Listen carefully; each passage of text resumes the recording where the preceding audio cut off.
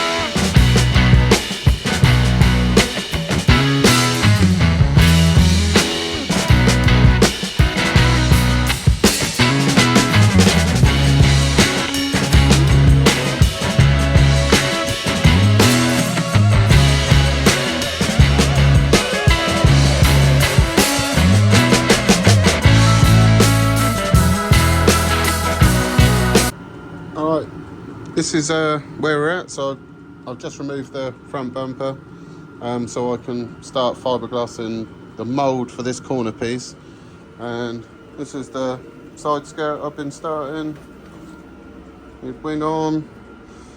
So, but as you can see here, for some reason it started to all split.